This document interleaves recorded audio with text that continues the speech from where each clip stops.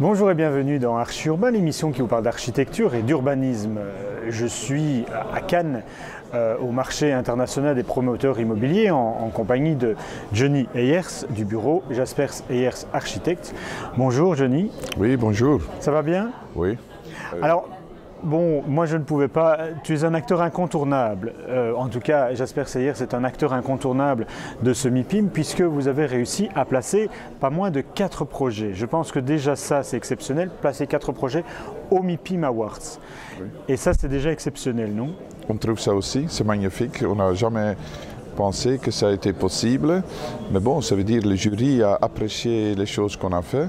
On a le Warsaw Spire, qui est aussi exceptionnel en Pologne, avec son endroit, son intégration dans la ville, redonner d'un terrain privé quelque chose au public, que le public peut utiliser. Ils ont nommé aussi maintenant autour du bâtiment tout l'environnement, l'espace Europe, c'est incroyable, mais je trouve magnifique. On a Chambon en Belgique. Ça on fait ensemble avec A2RC, avec lequel on fait aussi Solvay ensemble. C'est aussi dans le centre-ville, réintégrer un bâtiment classique avec une certaine historique dans le tissu urbain, avec de nouvelles expressions architecturales et tout ça à côté. C'est magnifique. On a aussi Nike, qui est complètement un autre projet. Ça, c'est en Flandre? C'est en Flandre, oui, c'est près de Lummen. Ça, c'est vraiment un projet environnemental. C'est un bâtiment avec une positive énergie. Ça veut dire que ce bâtiment va livrer de l'énergie. C'était exceptionnel en Belgique. Et Nike est derrière parce que pour leurs images, c'est aussi très important d'avoir une image écologique. Ça, c'est magnifique. Et on a encore B-Mine aussi en Flandre, en Limbourg.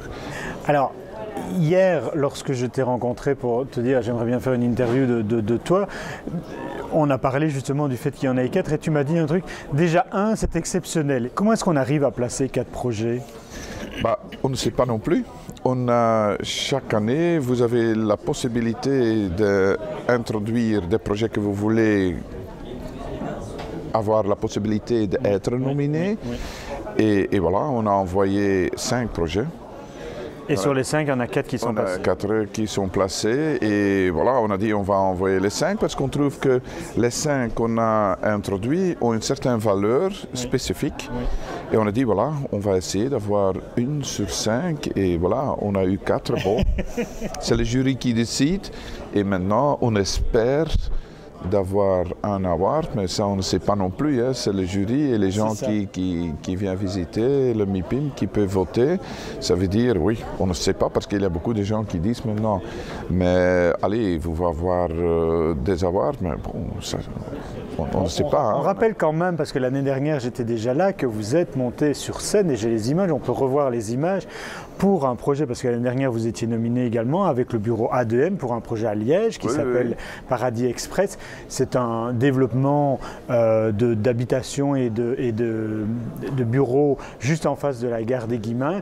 Peut-être encore cette année, mais ça on verra en fin d'émission. Voilà, je ferai un cut et puis on ira voir ça. Tu disais 4 projets totalement différents, effectivement, de l'international avec la Pologne et Warsaw avec une tour qui devient quoi? Une sorte de signal dans la ville? Oui, je pense qu'il est intéressant dans ce tour, c'est un tour qui est important pour son environnement. Ça veut dire les gens qui circulent autour et qu'on leur redonne une place publique autour le bâtiment. Mais deuxième chose, le tour en soi, c'est aussi un signe en Varsovie. Quand on arrive avec l'avion, tout le monde voit le Warsaw Spire. Quand on arrive de loin, on voit le Warsaw Spire. Et avec son forme et son architecture, parce que je veux dire, pour nous, c'est le bâtiment le plus innovatif qu'on a fait dans notre bureau. Et on a eu la chance d'avoir aussi un promoteur qui était avec nous, Gelamco, qui a donné les moyens d'investir. Parce que quand on voit l'intérieur de ce bâtiment, les images de l'intérieur, mais aussi l'image de l'extérieur, c'est un bâtiment qui a aussi coûté beaucoup plus qu'un bâtiment classique. Les gens ne savent pas pourquoi un bâtiment est magnifique, mais ils ont un sentiment, ils le sentent. Et ça, c'est important parce que tout était loué avant que le bâtiment ait été fini. Ah, il y a encore une autre chose, je trouve, assez particulière chez Jaspers Eyers, c'est que la majorité, peut-être tous, je n'en sais rien, de vos projets, vous les faites avec des partenaires, avec d'autres bureaux d'architecture. D'ailleurs, pour les 4 projets ici nominés au MIPIM Awards, il y a, je pense, m'a dit Jean-Michel Jaspers, presque 10 bureaux avec lesquels vous avez participé. Ça, je trouve que c'est une particularité aussi. Mais je trouve, allez, aujourd'hui, on ne peut pas être spécialiste en tout. Oui. Et vous devez connaître votre place. Chacun a un élément à ajouter. Et je pense qu'on doit travailler ensemble. Et on n'a pas un problème de travailler ensemble avec d'autres bureaux d'architectes non plus. Chacun son savoir-faire. Et je pense que c'est juste le mélange. Et comme ça, on est un team. Et comme ça, on peut aller essayer d'interpréter qu'est-ce qui se passe et comment on peut donner un plus-value à l'architecture. Et je pense que ça, c'est très important. Et aussi chez nous, quand on voit, on a 75 architectes chez nous déjà internes. Oui.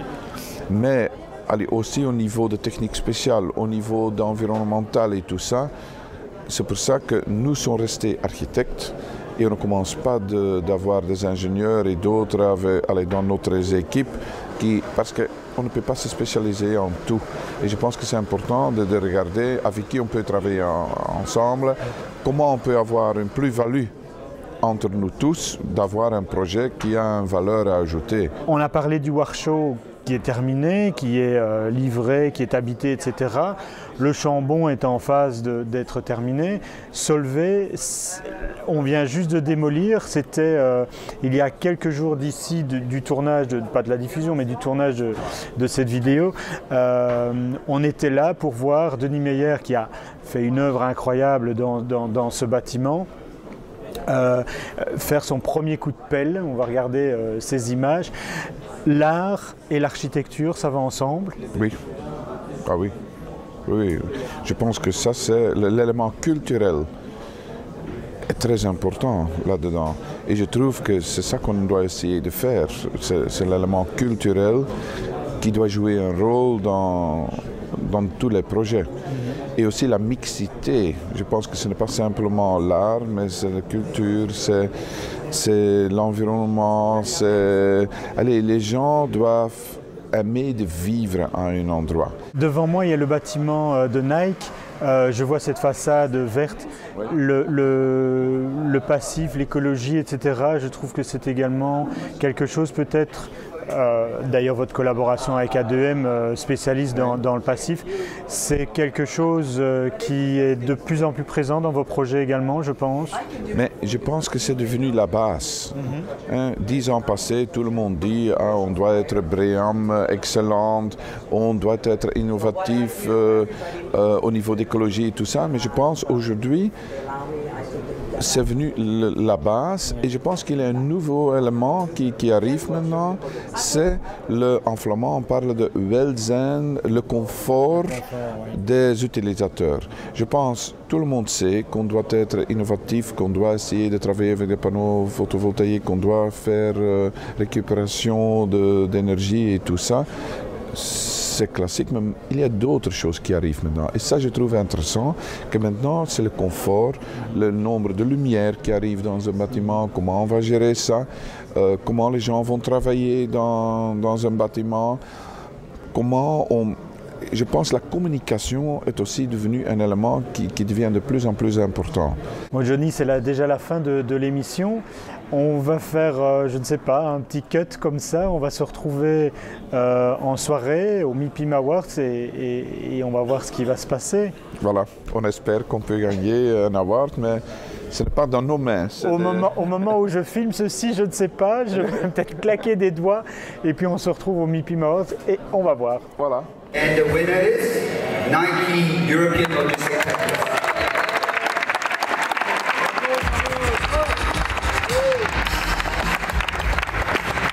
Who the winner is on this one?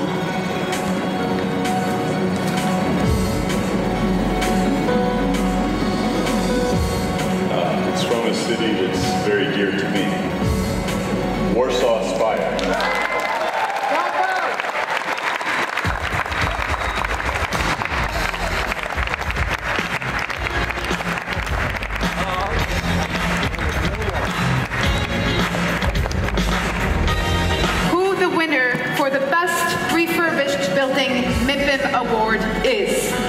Okay, it's a big night for somebody here.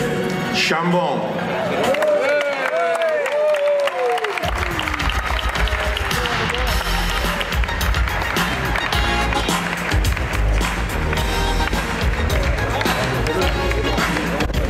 Who our winner is for tonight for the Best Urban Regeneration Project. It's Be Mine. Okay, so now we're going to take about 10 minutes.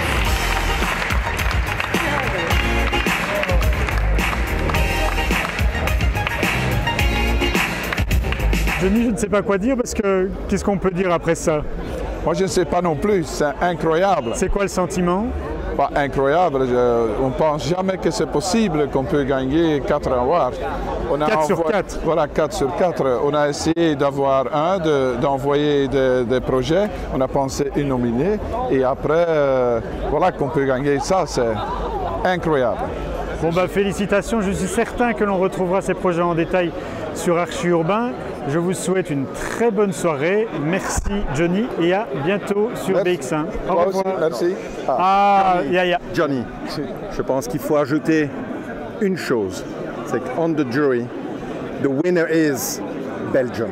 Yes, C'est that's vrai, right. c'est The vrai. winner is Belgium. Great.